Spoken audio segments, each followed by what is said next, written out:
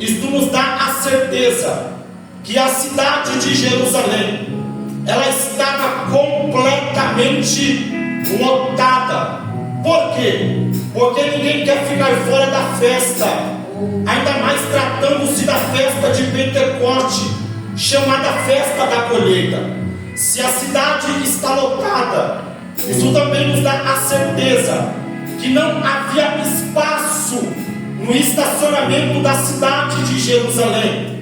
As pousadas, as hospedarias estavam completamente limitadas. E aqueles irmãos que receberam o Espírito Santo ou foram cheios do Espírito Santo, a Bíblia diz que as suas falas já era uma fala diferenciada, o seu andar já era um andar diferenciado, o seu comportamento, a sua conduta, o seu testemunho já era de sobremaneira diferenciado. Por quê?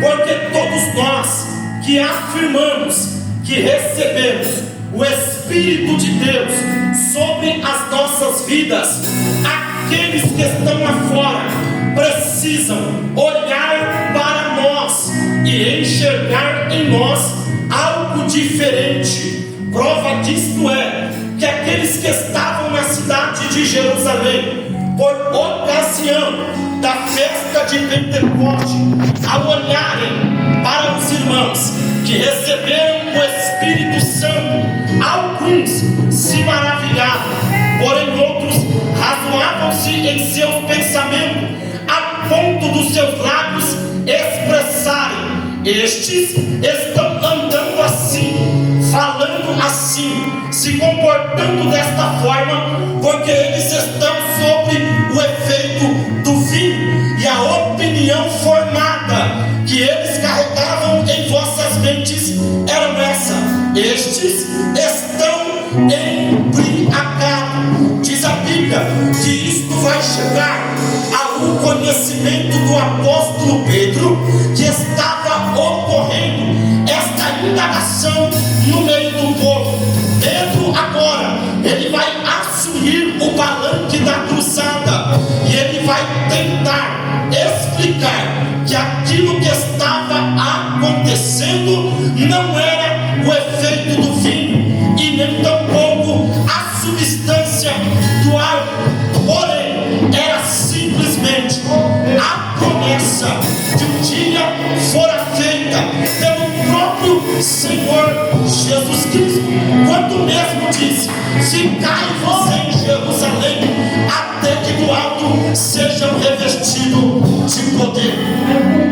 E paralelo a isto, o apóstolo Pedro, ele vai se levantar e ele vai aplicar um sermão baseado no livro do profeta Joel, no capítulo 2 e o verso de número 28. E no terminar do sermão de Pedro, alguém vai se levantar no meio da multidão, com as mãos levantadas para o alto, com um ponto de interrogação em vossa mente e com uma dúvida muito grande dentro do seu coração. Este alguém vai indagar a Pedro, lhe perguntando: Pedro, o que temos que fazer para também podermos receber esta promessa? E dentro de uma visão evangelística, dentro de uma visão missionária, Pedro não vai perder um segundo de tempo sequer. Quando inspirado pelo Espírito, ele vai dizer: primeiro, arrependei-vos de vossos pecados; segundo, aceitai a Cristo e também o seu sacrifício na cruz do Calvário. Naquela mesma hora, algo extraordinário vai acontecer. O que? Alguém vai chegar bem próximo do ouvido do apóstolo Pedro e vai dar a ele uma notícia que vai alegrar o seu coração e motivá-lo a continuar pregando o evangelho da cruz. A notícia fora esta: Pedro, uma multidão de 3.000 almas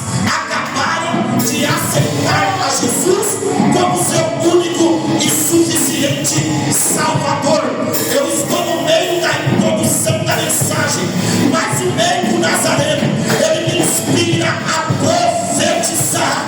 E a profecia que eu trouxe nos meus lábios é esta: o inferno pode até se levantar para tentar nos impedir, oh glória, de chegar no propósito que Deus nos proporcionou. Ele pode até levantar alguém dizendo que os cultos estão apagados, que a nossa geração é falida e que nada está acontecendo.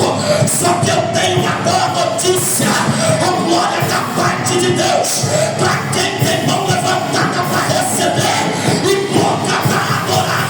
A notícia é essa: a capacitação do meu Espírito para esta igreja, para os membros desta casa, para os obreiros e principalmente para a liderança, será tão grande e tão extraordinária que o impacto que será causado na atmosfera espiritual será tão poderoso que esta igreja irá testemunhar.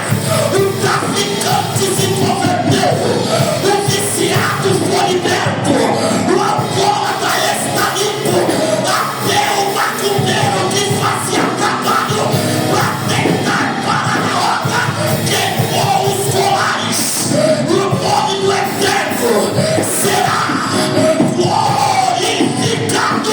Se tem alguém comigo nesta palavra e acredita nesta profecia, levante esta mão, abre essa boca, por inimicão da calamaçandarada. O inferno está se levantando com força para tentar te parar, para tentar te matar, para tentar te impedir de avançar. Só que Deus está dizendo: Satanás vai ter que assistir de camarote, porque a tua chamada não vai parar, não vai parar. Só quem recebe, só quem acredita, levanta a mão, abre essa boca para glorificar.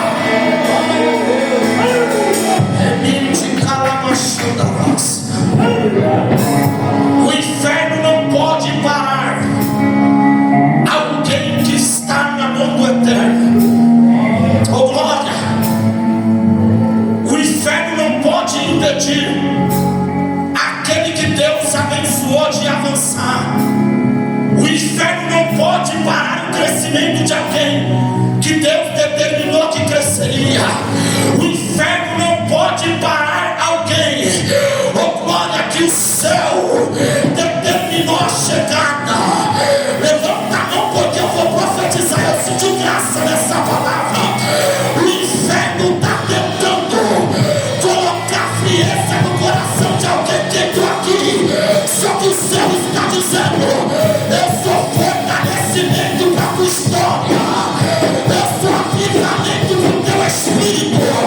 Eu desço com uma forte para te levantar e para te dizer: não vai parar. Eita glória!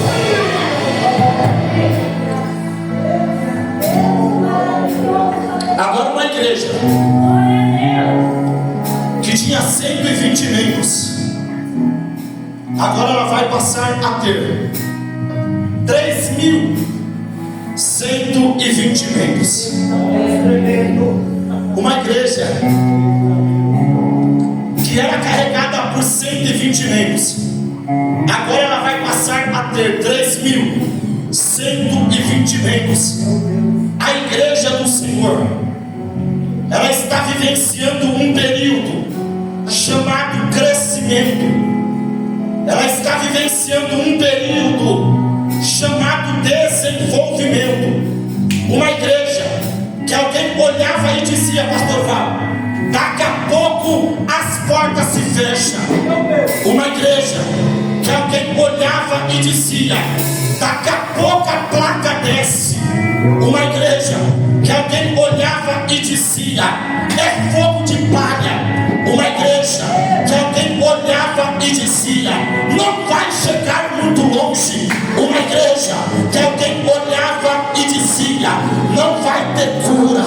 Uma igreja que alguém olhava e dizia: não vai ter libertação. Uma igreja que alguém olhava e dizia: não vai ter salvação de alma.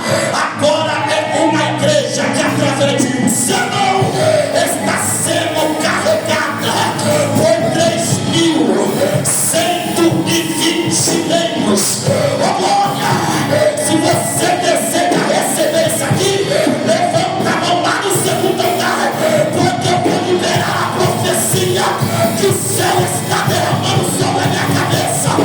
Queira o inferno não, a Assembleia de Deus, do avivamento não vai parar, não vai parar. É tempo de crescimento, é tempo de avanço. O céu está dizendo para esta igreja: esta congregação não vai ser conhecida pelo nome que carrega, mas esta igreja vai ser conhecida pelas obras e pelos feitos que o céu vai realizar. Só quem recebe isso, levanta a mão, abre a boca para glorificar. Não vai parar. Não vai parar. Não vai parar. Elemente cala na chão da graça. Eu sinto graça da majestade eterna aqui. É porque o céu decidiu descer para dar direcionamento para alguém. Talvez Satanás achou que tinha te parado, que tinha te impedido de avançar. Só que o céu está descendo para renovar a promessa, para dar comando de avanço, para fortalecer. Eita glória! Ele canta aquela baixaria. Eu sinto graça aqui. Queira o diabo ou não, você não vai parar.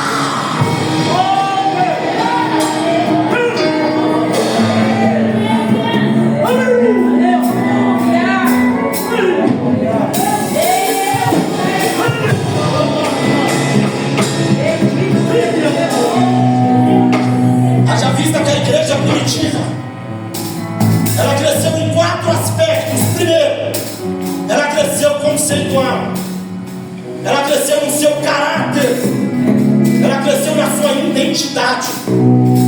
Segundo, ela cresceu numérica, porque a Bíblia diz que todos os dias o meio nazareno acrescentava membros para a sua igreja. Terceiro, ela cresceu diaconal, a serviços prestados diante da sociedade. E eles são tão atualizados que a gente atuamos nos dias atuais nos cultos chamados missões. Quarto, ela cresceu em estrutura financeira. Quando eu digo que a igreja primitiva, ela cresceu em estrutura financeira, quem é que não vai se lembrar que pela expansão do cristianismo, os gregos estavam se convertendo ao evangelho, e junto com eles acompanhavam também as vossas famílias. Foi aí então que um dia surgiu na igreja de Jerusalém uma indagação, e a indagação era esta: as nossas viúvas e também os órfãos estão sendo menos favoráveis concernente às ofertas da igreja. A Bíblia diz que o colégio apostólico é reunido e eles vão convocar na congregação de Jerusalém uma reunião de obreiros. E nesta reunião, o assunto que é tratado é este: ora, por que é que a gente não levanta 7 homens cheios do Espírito Santo e de boa reputação, para que eles fiquem responsáveis pela organização das ofertas, enquanto nós, apóstolos, continuamos a pregar o Evangelho do Reino? Pois bem, 7 homens são levantados, e dentre eles 2 vão se destacar. O primeiro foi Filipe, o segundo foi Estevão. Quem era Estevão? Estevão era alguém que tinha uma perfeita oratória. Estevão era um jovem igual a mim, cheio do Espírito Santo. Ele pregava demais. cidade estava com Estevão. Todos aqueles que eram conhecidos como da sinagoga e do libertino vinham no propósito de debater a palavra com Estevão. Porém, eles perdiam todos os vossos argumentos, até que um dia eles se iraram, rangeram os dentes e decidiram levar a causa perante aqueles que pertenciam ao Sinédrio. E perante o Sinédrio, eles vão testemunhar que Estevão era alguém que estava pregando contra aquilo que um dia Moisés deixou escrito. Eles apresentam Estevão perante o Sinédrio, e diante do Sinédrio, Estevão ele vai se levantar e ele vai pregar um dos mais belos sermões da história, pastor Val, aonde ele vai iniciar na vida do patriarca Abraão e ele vai terminar, oh glória, na vida daquele que nós, a humanidade, conhecemos como remidor da raça humana, é Jesus de Nazaré. E no terminar do sermão de Estevão, os homens vão olhar para a face dele, e a face de Estevão já não era mais a face de um homem comum. Por quê? Porque a face de Estevão ela brilhava como a face de um anjo. A glória do Eterno estava estampada na face de Estevão. Eles levam Estevão para fora da cidade, e fora da cidade Estevão vai ser apedrejado. E quando ele está sendo apedrejado, ele vai olhar para os céus se abrem, e agora os olhos dele vai contemplar a imagem mais gloriosa que os olhos humanos poderiam contemplar. Pastor Val, ele tem o privilégio de ver os céus abertos, o Filho de Deus Pai assentado à destra do mesmo, aquele que já foi, mas prometeu voltar. E ele está passeando no meio desta igreja, e ele está dizendo: eu fui, mas eu vou voltar. Eu estou no término da introdução da mensagem. Mais uma vez, o Pedro Nazareno, ele me inspira a profetizar. Se você tem uma mão para levantar, levanta, porque assim diz o Senhor: suporta o que tiver que suportar, sofra o que tiver que sofrer, seja traído, seja maltratado, seja desprezado, seja caluniado, por amor da palavra, porque João, porque Bebe, eu não sei qual emissora de TV vai ter a ousadia de anunciar, mas eu tenho a certeza que o príncipe da Globo será o primeiro a dizer: interrompemos esta programação para dar uma notícia que o mundo não acreditou. A notícia será esta: centenas de milhares de pessoas desapareceram. E eu acredito piamente que eu estou pregando numa igreja, uma Assembleia de Deus, que ainda guarda, que ainda espera o toque da última trombeta. Se eu estou certo disso, levanta a mão, abre a porta e agora. Ele indicando levar. E quem dera se fosse pior. Eu me lembro que eu era pequeno, pastor Paulo. A minha mãe, a missionária igreja, ela me pegava pela mão, me levava para a igreja, para o ciclo de oração.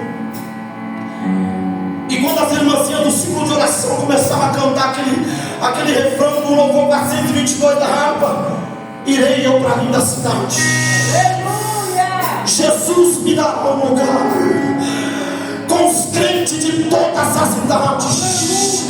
A Deus hei de sempre louvar. Do céu eu tenho muitas saudades, das glórias que lá hei de ver. Ó que gozo eu vou ter, ó que gozo eu terei, quando eu ver o meu Senhor rodeado de grande esplendor. Os olhos da igreja ela me deixava, pastor Paulo. Tinha gente que era arrebatado dentro da igreja, não aguentava de tanta presença. Ansiando o toque da última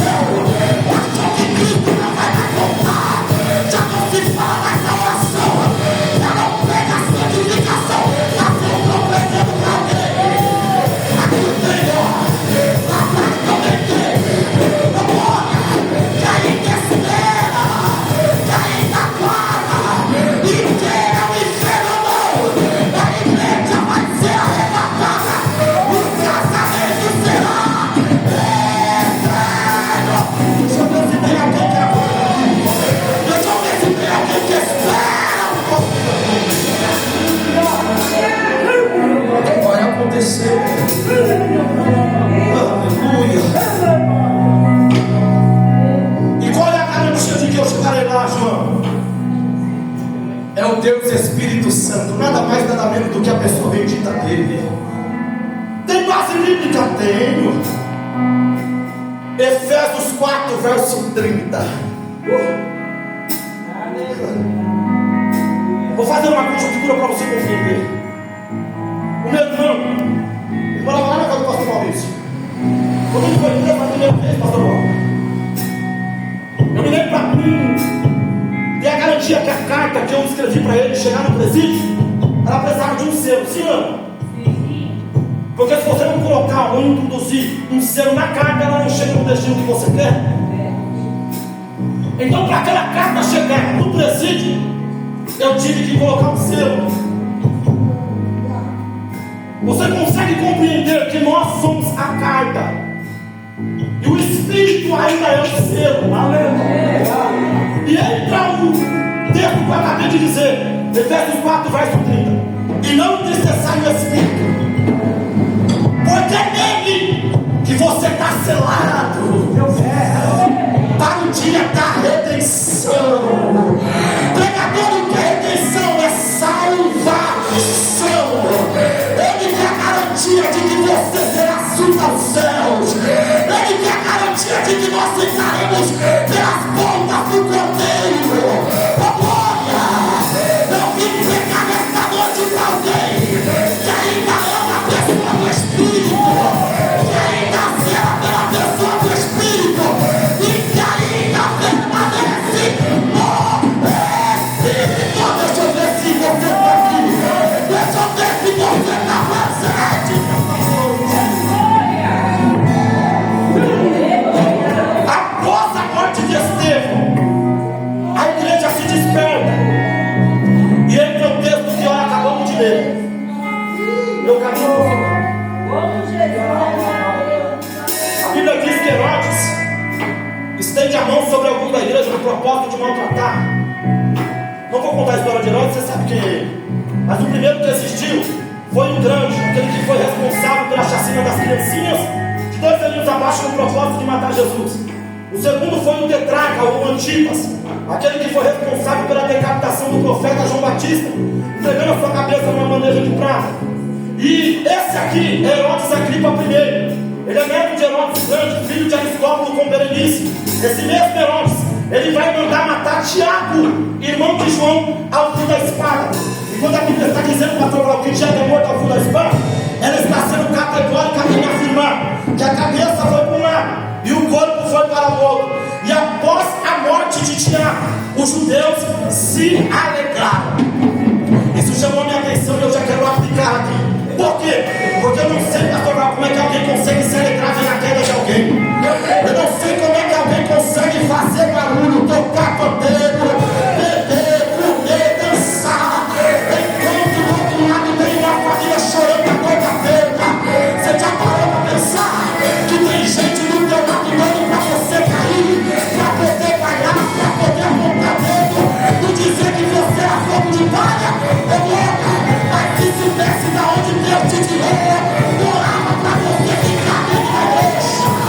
Eita glória! Eu falo de mim, irmão. Alguém que estava dentro do tráfico, armado, correndo na polícia, com a boca de droga na mão. Ninguém queria me levantar, pastor Paulo. Ninguém queria investir em mim. Ninguém acreditou na minha história. Só por meio do Nazareno. Pegando um lado alto do céu. E disse: eu vou me cantar. Vou dar um grito de graça. Vou colocar de pé. O céu me trouxe aqui para pegar a mão e para dizer: eu te levantei. Como ferramenta para levantar.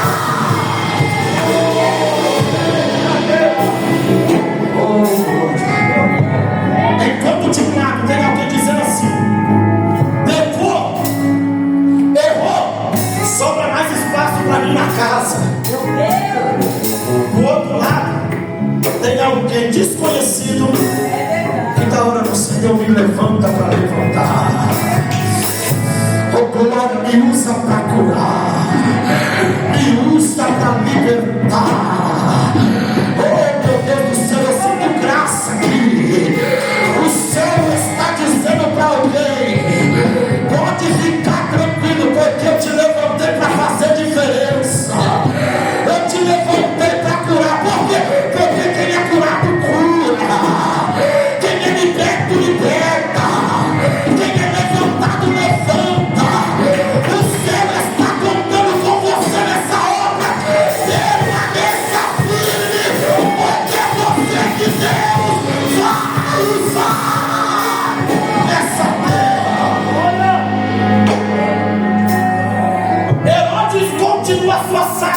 E ele manda prender Pedro. Isso chama minha atenção também. Por quê? Porque eu tive que orar para entender isso aqui. Porque a minha indagação a Deus, quando eu fazia a menção desse texto, foi a seguinte: Deus, por que o Senhor permitiu que Tiago morresse ao fio da espada? E quando chegou a vez de Pedro, o Senhor poupou ele? Como ser humano, a gente pensa, está na cara, Deus amava mais a Pedro do que Tiago. Pedro era mais importante do que Tiago. Por isso que Deus permitiu Pedro sobreviver e Tiago morrer. Mas enquanto, Deus é terrível, gente. Enquanto eu estava no meu quarto, pastor Val, dizendo, Deus amava mais a Pedro do que Tiago, o céu abriu dentro do meu quarto. Eu tomei uma cintada celestial.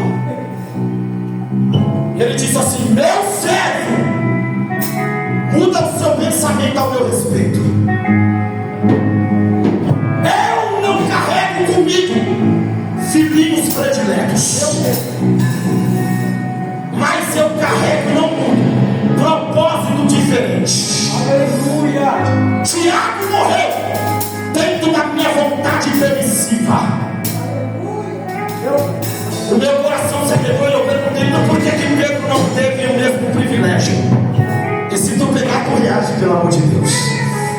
Aí o céu me diz: Tiago morreu dentro da minha vontade permissiva, tendo o privilégio de ser o primeiro mártir ao fio da espada, por amor do meu evangelho.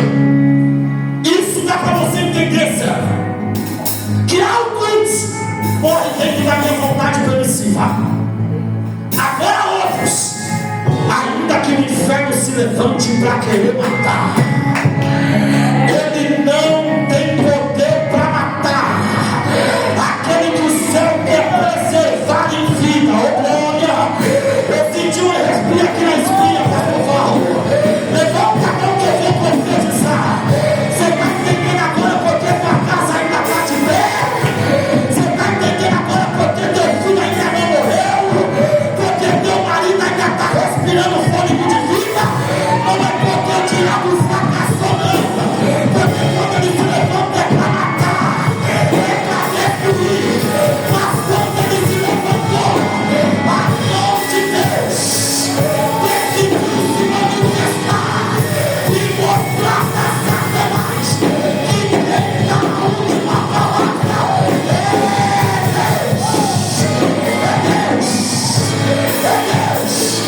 Satanás não vai parar a tua casa. Satanás não vai matar o teu filho. Satanás não vai matar o teu esposo. A tua casa vai permanecer de pé. A tua chamada vai permanecer de pé. Teu casamento vai permanecer de pé. Diz o Senhor. O livramento. O anjo do livramento está presente aqui.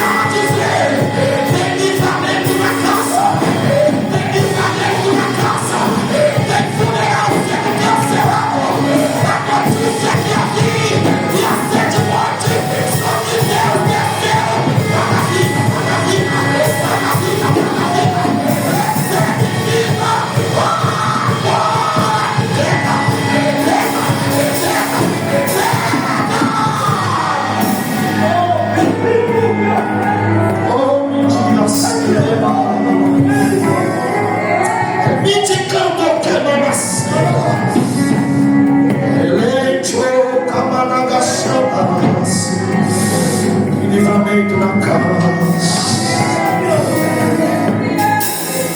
Livramento na casa. Que o inferno não pode matar aquele que Deus quer preservar em vida. Pedro está preso, mas não está morto.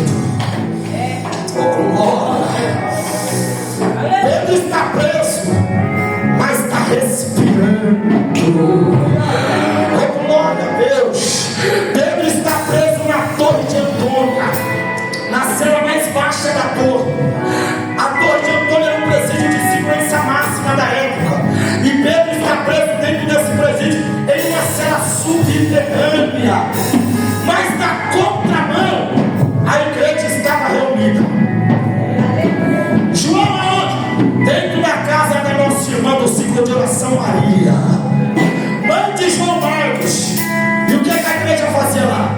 Aquilo que a gente está fazendo aqui nessa noite, buscando recursos, buscando poder, buscando direcionamento, buscando misericórdia, buscando graça. A igreja estava fervorosamente orando em favor da vida de Pedro. Liberta Pedro, Senhor. Realiza o milagre, Senhor. Quebra as cadeias, Senhor. Livra da morte, Senhor. Quebra o arco, Senhor. Corta a lança, Senhor. Joga o carro do fogo, Senhor. A rainha Elizabeth disse que ela preferiria lutar contra o exército britânico inteiro, mas ela não suportaria lutar contra um crente que se ajoelha. Porque, João, porque ela entendeu que quando a igreja se reúne para orar, não é ela que entra na guerra, mas é o dono da igreja que entra na guerra. É o dono da igreja que entra na guerra. Se você tem uma mão para levantar, levanta, porque assim diz o Senhor. Enquanto você se reúne aqui, o demônio vai ir para sua casa agora. Enquanto você se reúne aqui, nosso pode estar sendo quebrado agora. Enquanto a igreja se reúne, fruto da gratidão, o céu se movimenta para poder te dar vitória. Deixa eu ver quem crê. Deixa eu ver esse aqui. Levanta a mão. Abre a boca. Agora.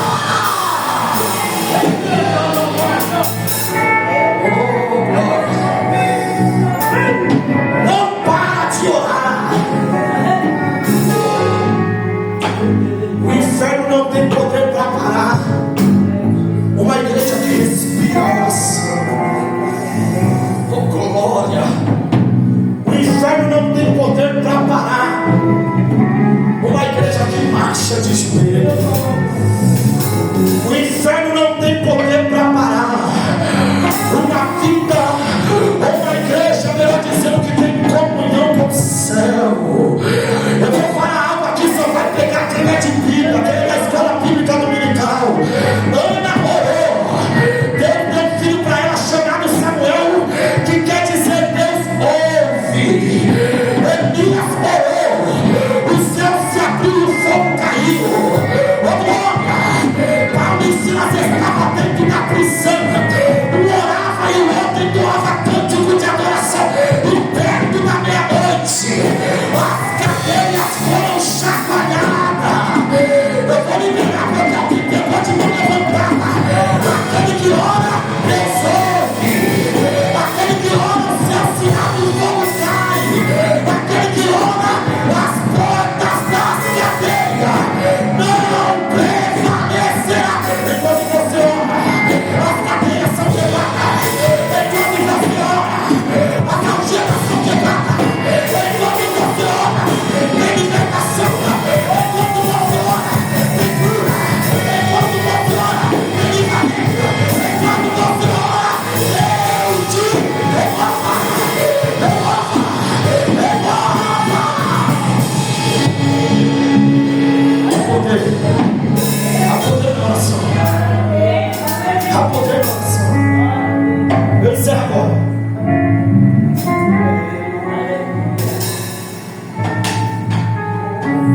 O verso de número 1 diz que Herodes estendeu a mão sobre alguns, da igreja, no propósito de maltratar. O primeiro alvo de Herodes, quem foi? Tiago. Quem é Tiago? Apóstolo. Liderança. Segundo alvo, Pedro. Quem é Pedro? Apóstolo. Liderança. A Bíblia está sendo categórica em afirmar para nós profecia. Não é os obreiros, mas é a liderança. Porque Herodes pensou que se ele parasse a liderança, ele pararia a igreja pastoral. Só que eu amo o dono da igreja. Porque enquanto Herodes montou essa perspectiva, o dono da igreja decidiu descer e mostrar para Herodes que a força da igreja não está somente naqueles que aparecem. Oh glória, mas Deus fez questão de mostrar para Herodes que a força da igreja está nos anônimos, que oram no secreto. Levanta a mão que eu vou profetizar, eu encerro a minha participação. Quem sabe, ninguém sabe quem você é na rua da tua casa. Quem sabe, ninguém sabe quem você é no bairro que você mora. Quem sabe, ninguém sabe quem você é na cidade que você está localizado. Só que assim diz o Senhor: é de tempo para anonimato, esta luta, este ambiente de guerra, esta crise é um tempo de preparação, porque está chegando a hora do cumprimento da minha palavra. E que palavra é essa, meu filho? Ageu, capítulo 2, verso número 9, a parte A do versículo: a glória da última casa, a glória da última casa, a glória da última casa será maior que a primeira. Aguenta o tempo da preparação, porque eu vou te colocar no ambiente. Obedece, só obedece a mim. Pouco mais eu vou tirar a tá firme, suporta. Tá difícil, João, hein? Tá firme. Suporta. Você dá 3 minutos, pastor. Preciso entregar isso aqui. Pedro agora está onde? Dentro da cadeia. A igreja fazia o quê? E quando a igreja orava, quem se manifesta? O anjo. O anjo do Senhor está se manifestando aonde Pedro estava. A pergunta é: como é que alguém consegue dormir enquanto o anjo está se manifestando? Só que o que mais me chama a atenção é que tem um decreto de morte sobre a vida dele no dia seguinte. Como é que alguém consegue dormir tranquilo, em paz, sabendo que a cabeça dele vai rolar ou vai ser enforcado, mas ele consegue dormir tranquilamente? Se eu tivesse a oportunidade de se assentar com Pedro, eu ia chamar ele e ia dizer assim: Pedro, como é que o Senhor conseguiu dormir tranquilamente sabendo que você ia morrer no outro dia? Pedro, como um bom pastor, como uma liderança madura de excelência, ele ia me chamar na secretaria da igreja e ele ia me dar um conselho. Qual seria o conselho? Você precisa ler a palavra um pouco mais. E eu, curioso demais, eu ia pedir para ele uma referência bíblica. E quem sabe ele me daria, pastor Val. Evangelho segundo escreveu Mateus, capítulo 16, verso número 18. Ele olha para ele e diz assim: você é rocha. E através desta rocha eu edificarei a minha igreja, e as portas do inferno não prevalecerá contra ela. Dar-te-ei a chave do reino dos céus, e aquilo que você ligar na terra também será ligado no céu. Aqui eu encontrei a resposta. João, qual é a resposta? Aquele que fez a promessa é maior. Maior do que a perseguição, maior do que a calúnia, maior do que a crise, maior do que a guerra. Aquele que te fez a promessa,